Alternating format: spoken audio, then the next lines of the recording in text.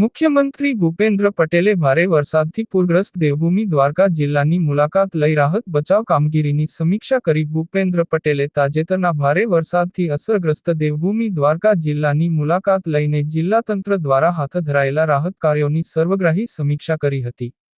રાજ્યમાં પાછલા 5 દિવસથી વરસેલા વરસાદમાં સૌથી વધુ 944 મિલીમીટર વરસાદ દેવભૂમિ દ્વારકાના ખંભાળિયામાં વરસ્યો છે. મુખ્યમંત્રીશ્રી આ ભારે વરસાદ અને પરિણામે સર્જાયેલી સ્થિતિની જાત માહિતી મેળવવા અને જિલ્લા વહીવટીતંત્ર દ્વારા એનડીઆરએફ, એસડીઆરએફ, આર્મી, કોસ્ટગાર્ડની મદદથી હાથ ધરાઈ રહેલા રાહત કામોમાં માર્ગદર્શન પૂરું પાડવા ખંભાળિયા પહોંચ્યા હતા. તેમણે ખંભાળિયાના અસરગ્રસ્ત રામનગર અને કણઝાર ચેકપોસ્ટ વિસ્તારોની મુલાકાત લઈને લોકોના ખબર અંતર પૂછ્યા હતા તેમજ અસરગ્રસ્તોને અપાઈ રહેલી વ્યવસ્થાઓનું નિરીક્ષણ કર્યું હતું.